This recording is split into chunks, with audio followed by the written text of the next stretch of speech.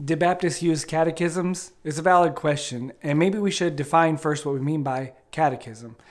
A catechism is a tool to teach theological truth by means of question and answer.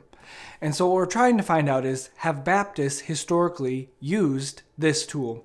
One of the ways that we could do it is by finding Baptists who wrote catechisms themselves, that is, that they created them, or we can find other Baptists who commend the use of catechisms, and that's sort of the order that we're going to go in. So first of all, we have John Bunyan, who, here's, volume 2 of his works, and here on page 675, he begins his catechism. So, in order to answer the question, did Baptists use catechisms? Well, Bunyan wrote one. The next one we've got here is Hercules Collins. This is called an Orthodox Catechism. And this is modeled after the Heidelberg Catechism, which is the Catechism of the Continental Reformed. So here, an English Baptist, Hercules Collins, identifies himself and the other Baptists around him with the Reformed on the continent by sort of mimicking and in every way copying, except for in some special cases regarding church government and the administration, obviously, of baptism. He agrees with them. But here we have a catechism, Orthodox Catechism by Hercules Collins. Certainly, nobody doubts whether he was a Baptist. Here's another. This one is William Gadsby. You might know him as the particular Baptist who lived from the end of the 1700s till about the mid-1800s. And on page 62 of volume 2 of his works, he gives his catechism for young children, boys and girls, and to be used in Sabbath schools. This book is sort of neat. It's called A Question Book of Christian Doctrine for Bible Classes. This was written in the mid-1800s, and you can see here's something that Baptists don't refer to very much today, and that is a Sabbath school. Can we get a... There we go. That's neat. So, what is this? Well, it's a book full of questions and answers. Now, maybe interject in the middle here. Why can we teach this way? The reason we can teach theological truth by means of question and answer is because the truth of Scripture doesn't change. From generation to generation, it remains the same. Truth is true, whether it was stated now, 500 years ago, 1,000 years ago, 2,000 years ago, or 6,000 years ago. Truth is truth, regardless of when it was spoken. It is true, if it is true. So here, catechism from the 1850s about. Here's, this one's framed, and this is Keach's catechism. And this was actually been reprinted lots and lots of times and added to the 1689 Confession of Faith and printed with it oftentimes. You might be familiar with Benjamin Keach, the particular Baptist and subscriber to the 1689 Second London Baptist Confession of Faith. That's the Confession of Faith that the Philadelphia Confession, the Charleston Confession, and others have been based on that were used widely in America. And here we see Keach wrote a catechism, or at least had the rights to publish it.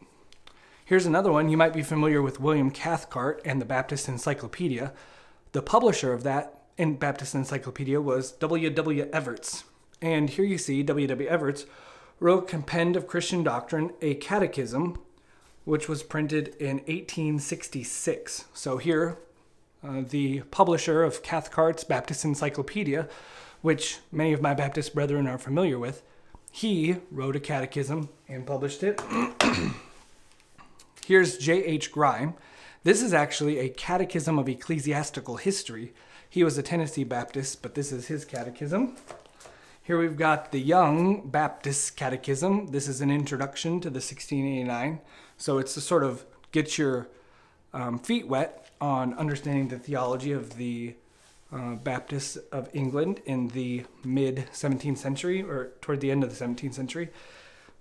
Now we get into some more modern examples, and we're still driving toward the answer. Do Baptists use catechisms? Well, they wrote them. Here we see they wrote about them. This book is the study of catechisms. I'll let you look at it.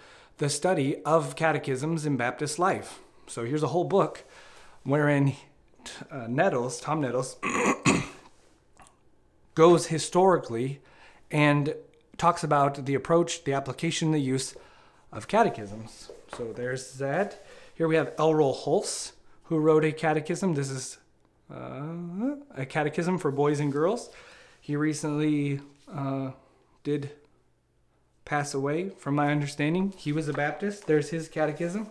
Here, Donald Whitney, in his book on family worship, excuse me, I've got a sore throat. He says, catechize.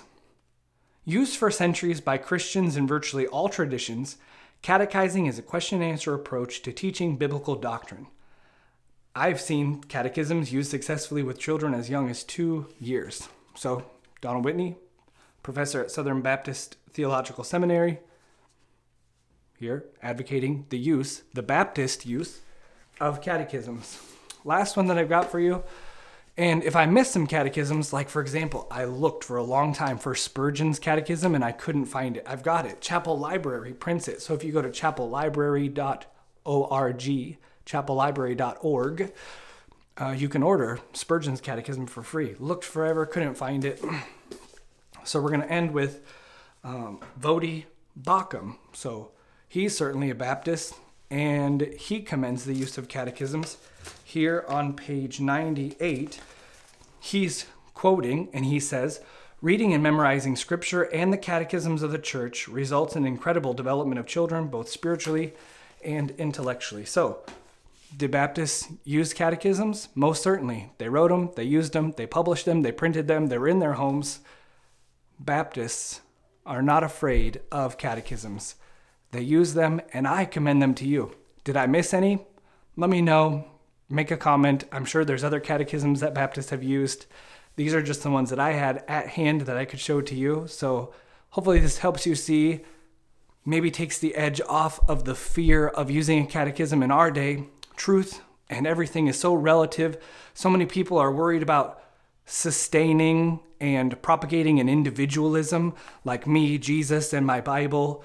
And they're sort of doing theology in a vacuum. If they're doing theology at all, oftentimes maybe their theology is improvised in the moment, and they're neglecting the truth that has been taught down through the centuries by the churches of Jesus Christ, that has been propagated, published, preached, and held by Christians quite nearly universally. So with that, I wish you well.